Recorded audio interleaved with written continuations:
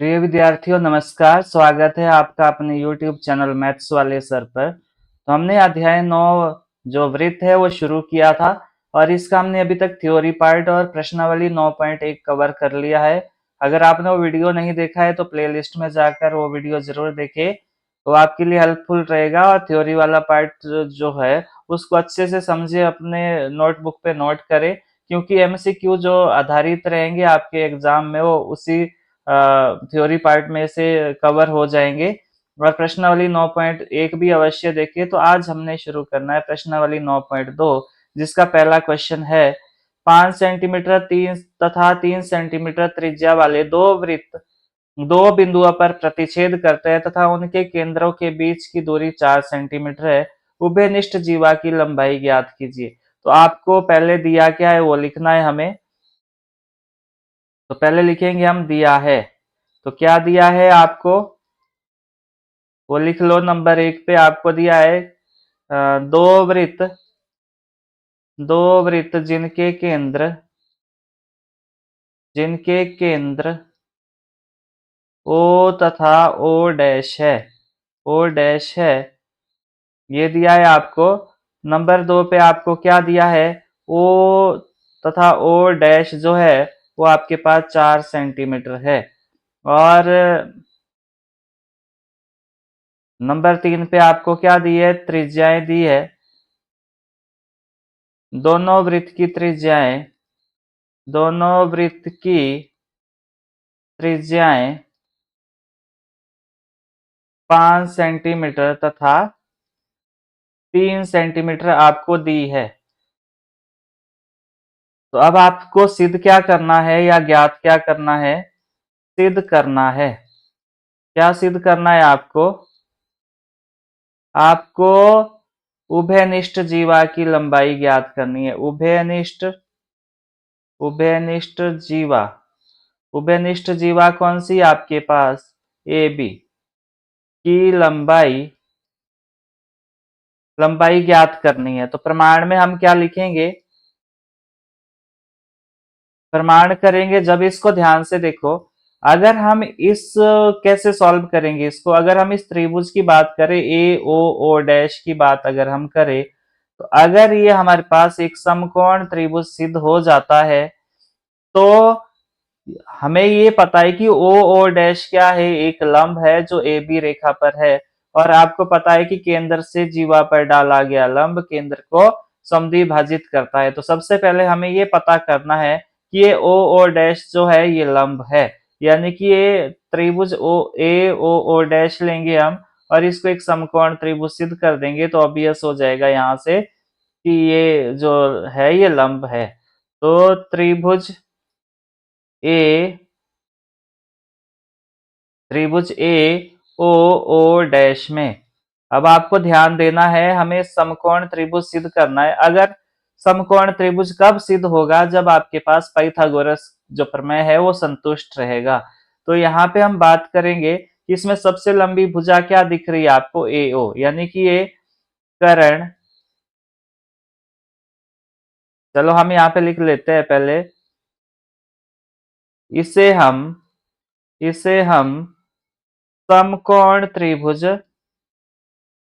समकोण त्रिभुज सिद्ध करेंगे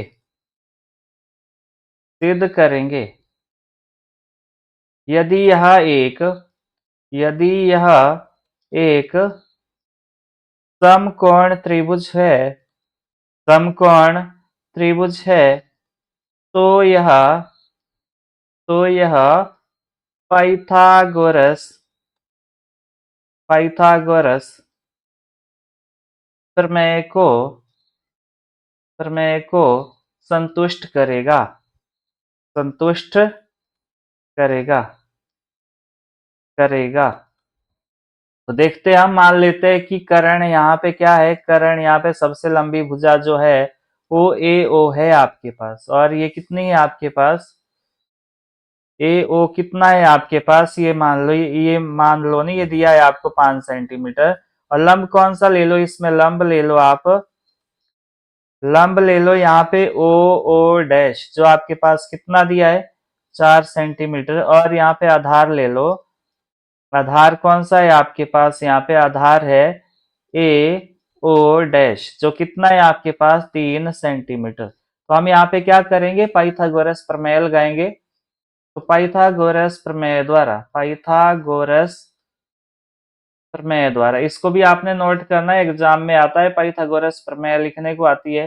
तो कर्ण का वर्ग किसके बराबर होता है? आधार का वर्ग, आधार का वर्ग जमा लंब का वर्ग, तो जमा लंब का वर्ग। तो यहाँ पे वैल्यू पुट कर दो। तो यहाँ पे वैल्यू पुट करेंगे, कर्ण कितना है आपके पास? 5 स्क्वायर बराबर है आधार कितना है? 3 का स्क्वायर, और लंब कितना है आपके पास? लंब है 4 का स्क्वायर। लंब है आपके पास 4 का स्क्वायर। तो 5 का स्क्वायर 25, 3 का स्क्वायर 9, और 4 का स्क्वायर 16। तो ये आया 25 बराबर है 25। तो यहाँ पे आपके पास जो पाइथागोरस प्रमेय है, पाइथागोरस प्रमेय, पाइथागोरस प्रमेय संतुष्ट हुआ। यहाँ पे जो पाइथागोरस प्रमेय है वो संतुष्ट हुआ। तो इससे क्या सिद्ध हुआ? अतः सिद्ध हुआ, अतः सिद्ध हुआ कि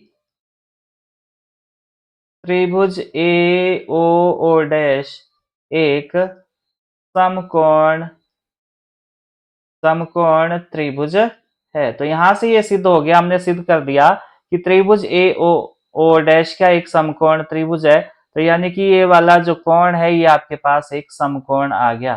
तो अतः सिद्ध हुआ कि ओ डैश क्या है? एक लंब है। इसको नेक्स्ट पेज पे करता हूं मैं। अतः ओ डैश लंब है किस पे? ए बी पर। तो इसका मतलब क्या हुआ कि जो आपके पास ए बी भुजा रहेगी वो 2 टाइम रहेगी किसकी? 1 मिनट में डायग्राम देख लूं। किसकी रहेगी? ए ओ डैश की। तो ए ओ डैश कितना है आपके पास? 3 सेंटीमीटर है ये। तो ए बी कितना आ गया आपके पास? 2 गुणा 3 सेंटीमीटर। तो गुणा करो इसको तो कितना आएगा?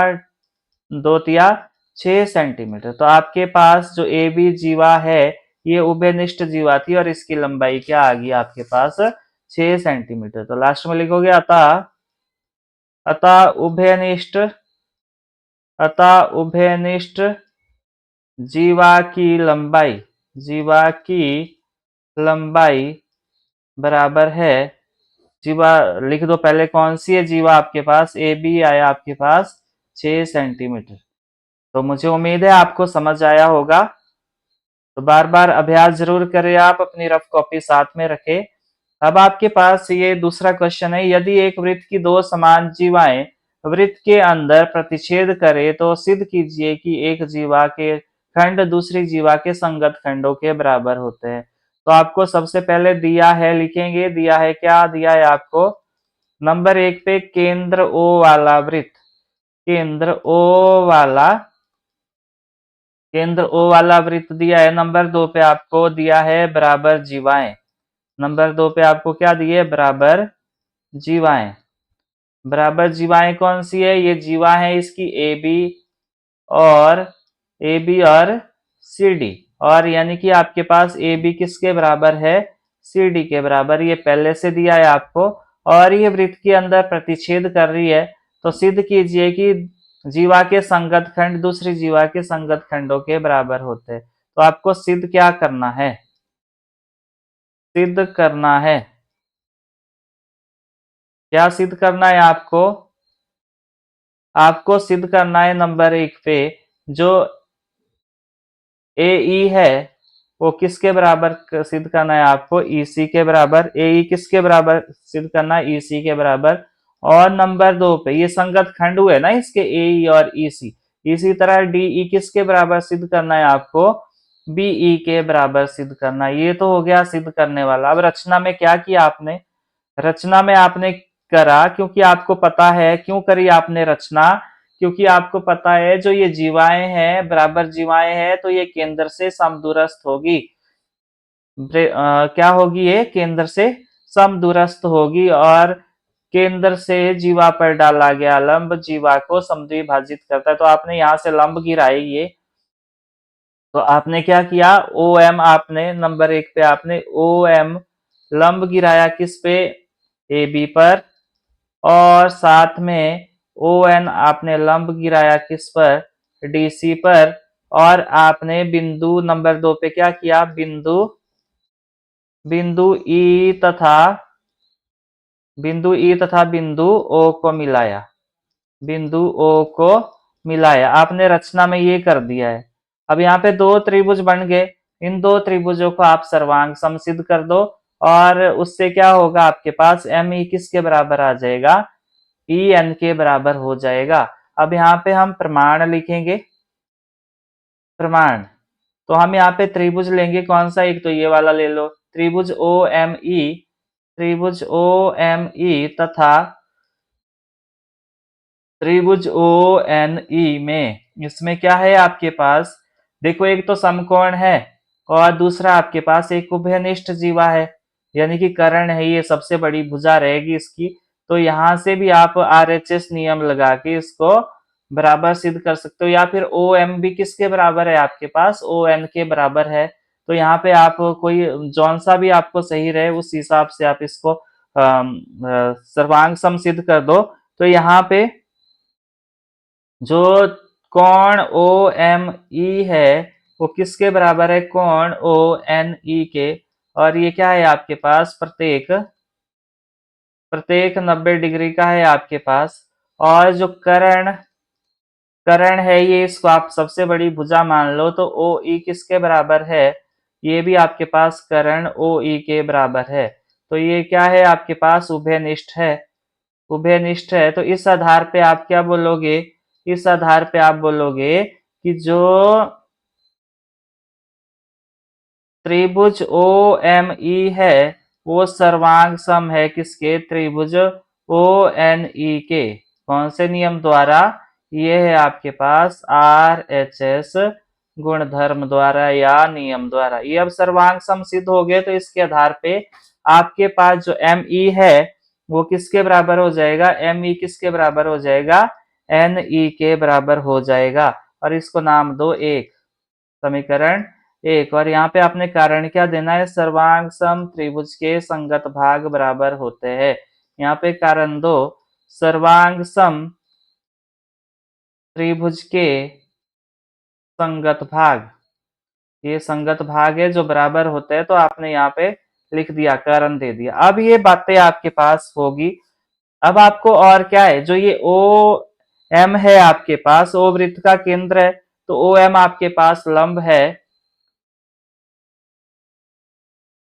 वृत्त का केंद्र ओ है, वृत्त का केंद्र ओ है, और आपने ओ एम लंब गिराया किस पे, ए बी पर। ऐसा करने से क्या हुआ, जब आपने ये लंब गिराया तो आपको पता है कि एक तो हो जाएगा ए एम ई किसके बराबर हो जाएगा, एम बी के बराबर हो जाएगा, और दूसरा क्या होगा, जो ए एम होगा वो आपके पास 1/2 हो जाएगा ए बी का। यानी कि बोलने का मतलब है, जब ये लंब गिरेगा इस पे, तो ये दो बराबर हिस्से हो जाएंगे इस रेखा के, यानी कि इसके दो बराबर हिस्से हो जाएंगे। तो आपके पास जो ए ओ होगा वो क्या हो जाएगा, आधा रहेगा किसका, ए बी का। तो ये आपको समझ आया होगा, ये आपको समझ आया होगा यहाँ पे। अब हम थोड़ा सा और आगे मूव करेंगे, यहाँ पे इसको नाम दे दो समीकरण 2, इसको समीकरण 2 नाम दे दो, और यहाँ पे कारण क्या लिखना है आपने, वृत्त के केंद्र से जीवा पर डाला गया लंब जीवा को समद्विभाजित करता है। तो यहाँ पे क्या कारण दोगे, इसको नेक्स्ट पेज के पे करता हूं मैं, केंद्र से वृत्त पर वृत्त की परिधि पर डाला गया लंब, परिधि पर डाला गया लंब डाला गया लंब जीवा को समद्विभाजित करता है, समद्विभाजित समद्विभाजित करता है। इसी तरह आपने डायग्राम में देखो, इसी तरह आपने ओ एन भी लंब गिराया, इसी तरह आपने ओ एन लंब गिराया किस पर, ये गिराया आपने डी सी पर। तो इसी प्रकार जो आपके पास एन सी रहेगा, वो एन सी क्या हो जाएगा, जो एन सी है वो आधा हो जाएगा किसका, सी डी का। एन सी किसका आधा हो जाएगा, सी डी का। तो इस पे भी आप समीकरण 3 नाम दे दो इसको। तो यहाँ पे परंतु आपको दिया क्या है, दिया है आपको क्या, आपको ये दिया है कि जो दोनों जीवाएं आकृति में देखो, जो दोनों जीवाएं हैं वो आपके पास बराबर है। यानी कि दिया क्या है आपको, ए बी किसके बराबर दिया है, सी डी के बराबर दिया है। अब समीकरण 2 और 3 से देखो, समीकरण 2 व समीकरण 3 से इसको देखो, और यहाँ पे आपको क्या दिख रहा है, यहां से आपको प्राप्त हुआ ए एम बराबर है एन सी, और इसको नाम दे दो समीकरण 4। आपने देखा कि ये 1/2 कट गया और ए बी और सी डी बराबर है यहां से, तो समीकरण 2 और 3 से आपको क्या मिल गया, फिर ये वाली साइड लेफ्ट हैंड साइड बराबर रहेगी, ए एम बराबर है एन सी, और इसको नाम दे दिया आपने समीकरण 4। अभी ये आपके पास हो गया, और साथ में आपके पास जो ये आकृति में देखो, जो एम बी है, जो आपके पास एम बी है वो किसके बराबर है, वो एन डी के बराबर है। और साथ में क्या है, क्योंकि आपको पता है कि केंद्र से जीवा पर डाला गया लंब केंद्र को समद्विभाजित करता है, तो आपने यहाँ पे लिखना है कि जो एम बी है वो किसके बराबर है, डी एन के बराबर है। ये आप इसको नाम दे दो 5। यहाँ पे कारण देना है आपने, केंद्र से जीवा पर डाला गया लंब जीवा को समद्विभाजित करता है, जीवा को समद्विभाजित करता है। आपने ये लिख दिया और आपको ये 6 समीकरण मिल गया। अब इनका उपयोग करके आपने कोरस्पॉन्डिंग जो पार्ट है वो सिद्ध करने हैं। अब 1 और 4 का उपयोग करना है आपने, 1 और 4 का। तो समीकरण 1 और 4 से, 1 व समीकरण 4 से, समीकरण 1 क्या थी आपके पास, समीकरण 1 थी M E plus, M E किसके बराबर था, एन ई के बराबर था। एम ई समीकरण 1 क्या थी आपके पास, एम ई बराबर है, ये थी आपके पास एन ई। तो आपने 1 और 4 को क्या करना है, जोड़ देना है 1 और 4 को। तो जोड़ा आपने तो क्या मिला आपको, A M plus M E बराबर है N C plus N E. अब यहाँ पे आकृति में ध्यान से देखो कि A M plus M E किसके बराबर है, ये है आपके पास ई ए के बराबर या ए ई के बराबर। ये किसके बराबर है, ए ई के बराबर है। और N C plus N E ये भी किसके बराबर है, ई सी के बराबर है। आकृति में ध्यान से देखो, ई सी या सी ई जो भी आपको उचित लगे, सी ई के बराबर है। एक चीज तो ये सिद्ध होगी, अब आपने क्या सिद्ध करना है कि जो आपके पास ईडी है वो किसके बराबर है, बीई के बराबर है। अच्छा, ये सिद्ध हो गया आपके पास। तो अब आपने लिखना है कि जो ए बी है वो किसके बराबर दिया है, ये सी डी के बराबर दिया है, ये आपको दिया है। अब आपने क्या करना है कि इसमें से अगर ये घटा दो आप, ए बी में से ए ई घटा दो, ये वाला समीकरण ले लो आप 6। तो समीकरण इसको दिया है, जो इसमें से आपने क्या करना है, समीकरण 6 घटा दो इसमें से, तो ये आएगा आपके पास ए बी माइनस ए ई, और इधर आएगा आपके पास सी डी माइनस सी ई। तो ये बचेगा आपके पास बी ई, ये जब घटाओगे तो ये बचेगा आपके पास डी। आपने डायग्राम को देखना और वहां से समझने का प्रयास करना इसको कि ए बी माइनस ए ई। यहाँ पे ध्यान दो, देखो यहाँ पे ए बी में से आपने क्या घटाना है, ए बी में से इस पूरी में से ए ई घटाना है आपने, ए ई, तो ये बचेगा आपके पास वापस क्या बचा, बी ई। वैसे ही आपने सी डी में से ई सी घटाना है, तो वापस क्या बचेगा, डी ई बचेगा, ये बचेगा आपके पास। तो मुझे उम्मीद है ये समझ आया होगा आपको। बार बार अभ्यास जरूर करें। कोई भी डाउट अगर आता है तो मुझे कमेंट बॉक्स में जरूर बताना है। और अगर आपको मेरी वीडियो इन्फॉर्मेटिव लग रही है तो अपने दोस्तों के साथ शेयर करना ना भूले। और अगर आप इस चैनल पे नए हो तो चैनल को सब्सक्राइब जरूर करें। थर्ड क्वेश्चन है आपके पास, यदि एक वृत्त की दो समान जीवाएं वृत्त के अंदर प्रतिच्छेद करे तो सिद्ध कीजिए कि प्रतिच्छेद बिंदु को केंद्र से मिलाने वाली रेखा जीवाओं से बराबर कोण बनाती है। तो ये आपने ये सिद्ध करना है कि ये वाला कोण इसके बराबर है।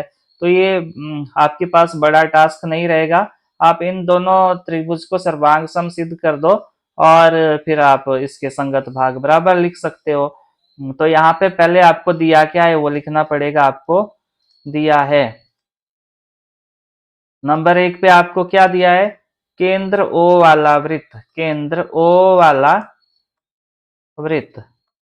नंबर 2 पे आपको क्या दिया है, बराबर बराबर बराबर जीवाएं। मैं माइक चेक कर रहा था। बराबर जीवाएं आपके पास क्या है, हाँ ए बी और सी डी। ये माइक देखना भी जरूरी है बीच बीच में, कई बार हमें बाद में पता चलता है कि माइक बंद हो गया और रिकॉर्डिंग फिर रुक जाती है। तो आपके पास ये दो चीजें होगी। अब आपके पास सिद्ध करने को क्या है, सिद्ध करना है, सिद्ध करना है। आपको क्या सिद्ध करना है कि आपको सिद्ध करना है कि जो ये ओ ई एन ई कोण है, आपको नंबर 1 पे क्या सिद्ध करना है कि जो कोण ओ ई एन है वो किसके बराबर है, कोण ओ ई एम के। ये सिद्ध करना है। रचना क्या करी आपने, रचना करी आपने क्या, आपने ओ एम लंब गिराया किस पे, ओ एम लंब गिराया ए बी पर और ओ एन आपने लंब गिराया किस पर, सी डी पर। तो नंबर 1 पे ये किया और नंबर 2 पे आपने क्या किया, बिंदु बिंदु ई तथा ओ को मिलाया, बिंदु ई तथा बिंदु ओ को मिलाया। आपने ये काम किया। अब यहाँ पे ये रचना करी आपने तो आपको लिखना पड़ेगा। प्रमाण लिखेंगे हम। अब हम प्रमाण करेंगे तो यहाँ पे त्रिभुज ओ ई एन व त्रिभुज ओ ई एम में, इसमें क्या है आपके पास, नंबर 1 पे तो आपको जो कोण ओ एन ई है वो किसके बराबर है, कोण ओ एम ई के। प्रत्येक कितना है आपके पास, प्रत्येक 90 डिग्री का है आपके पास, ये समकोण है। और दूसरा कर्ण ओ ई, यहाँ पे कर्ण ओ ई ले रहे हम, वो दोनों में उभयनिष्ठ है आपके पास। तो कर्ण ओ ई दोनों आपके पास क्या है, उभय, ये आपके पास उभय निष्ठ है। ये उभयनिष्ठ है तो आपके पास जो त्रिभुज ओ ई एन है वो किसके सर्वांग सम हो गया, त्रिभुज ओ ई एम के। क्यों, आर एच एस गुणधर्म द्वारा। यहाँ पे आपके पास आर एच एस गुणधर्म लग गया, उसके अनुसार क्या हो गया, ये सर्वांग सम सिद्ध हो गया। यहाँ पे आपको एक चीज और भी ध्यान देनी है कि ओ एन किसके बराबर है, ओ एम के बराबर है। क्यों, क्योंकि ये क्या है आपके पास, ये क्या है, जो जीवाएं है वो केंद्र से समदूरस्थ होती है। तो आप यहाँ पे कारण दे सकते हो। और अब आपने क्या लिखना है लास्ट में, कोण ओ ई एन बराबर है कोण ओ ई एम के। क्यों, क्योंकि सर्वांग सम त्रिभुज के संगत भाग बराबर होते हैं। सर्वांग सम त्रिभुज के संगत भाग, संगत भाग बराबर, संगत भाग बराबर होते हैं। ये आपने लिख दिया और यहाँ पे कारण भी दे दिया। तो लास्ट में आपको क्या सिद्ध हो गया कि प्रतिच्छेद बिंदु को केंद्र से मिलाने वाली रेखा जीवाओं से बराबर कोण बनाती है। तो ये सिद्ध हुआ आपके पास। तो फर्दर मूव करेंगे हम आगे। आपके पास फोर्थ क्वेश्चन है, यदि एक रेखा दो केंद्रीय वृत्तों, एक ही केंद्र वाले वृत्तों को जिनका केंद्र ओ है, ए बी सी और डी बिंदु पर प्रतिच्छेद करे तो सिद्ध करना है आपने कि जो ये वाला है, ये वाला, ये किसके बराबर है, ये सी डी के बराबर। ये सिद्ध करना है। तो दिया क्या है आपको, लिख दो पहले। दिया है नंबर 1 पे आपको दिया है सकेंद्री सकेंद्री वृत्त आपको ये दिए है। तो सिद्ध क्या करना है आपको?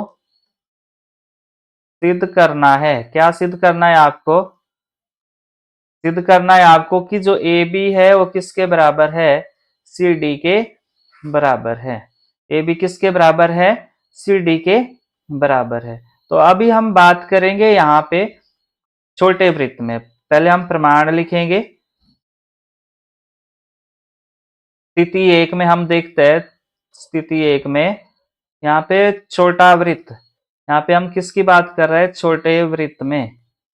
छोटे वृत्त में क्या दिख रहा है आपको? छोटे वृत्त में जो जीवा है, जीवा है वो क्या है आपके पास? जीवा है आपके पास BC। और आपके पास जो OL है वो लंब है किस पर? BC पर। OL क्या है? लंब है BC पर। तो आपके पास BL किसके बराबर हो जाएगा? BL किसके बराबर हो जाएगा? LC के बराबर हो जाएगा। इसको आप दे सकते हो समीकरण एक नाम। क्यों? यहाँ पे कारण देना है। वृत्त के केंद्र से, वृत्त के केंद्र से जीवा पर डाला गया लंब, जीवा पर डाला गया लंब, डाला गया लंब जीवा को समद्विभाजित करता है। जीवा को समद्विभाजित, समद्विभाजित करता है। ये आपने लिख दिया। इसी तरह बड़े वृत्त में स्थिति दो, यहाँ पे स्थिति दो लिख दो। यहाँ पे बड़े वृत्त में, बड़े वृत्त में, बड़े वृत्त में क्या है आपके पास? जीवा क्या दी है आपको? जीवा दी है आपको AD, जीवा दी है AD आपको। और जो OL है वो लंब है किस पर? AD पर। तो इसका मतलब क्या हुआ कि जो AL है वो किसके बराबर आ जाएगा? LD के बराबर आ जाएगा। और इसको नाम दे दो समीकरण, इसको नाम दे दो समीकरण 2। और यहाँ पे भी लिखना है वृत्त के केंद्र से जीवा पर डाला गया लंब, जीवा पर डाला गया लंब, जीवा पर डाला गया लंब जीवा को, जीवा को समद्विभाजित करता है, समद्विभाजित करता है। तो ये लंब समद्विभाजित करता है। तो आपके पास दो कंडीशनें आ गई। अब आपने क्या करना है? समीकरण 2 माइनस समीकरण 1 करना है। समीकरण 2 माइनस समीकरण 1 करना है आपने। तो आपके पास AL में से क्या घटाना है आपने? BL घटाना है। और इधर को LD में से क्या घटाना है आपने? LC घटाना है। अब देखो यहाँ पे AL में से जब BL घटा दोगे, ये वाला घटा दोगे, तो वापिस क्या बचा आपके पास? AB बचा। और LD में से पूरे में से जब LC घटाओगे आप, तो क्या बचा आपके पास? तो आपके पास CD बचा। और यही आपने सिद्ध करना था। तो यहाँ पे लास्ट में लिखोगे सिद्ध हुआ। तो ये था आपके पास। बार बार अभ्यास जरूर करें आप। और कोई भी समस्या आएगी तो मुझे आपने जरूर बताना है। अगर आपको मेरी वीडियो इन्फॉर्मेटिव लग रही है तो अपने दोस्तों के साथ शेयर करें, लाइक करें और कमेंट भी करें साथ में। Thanks for watching and keep learning.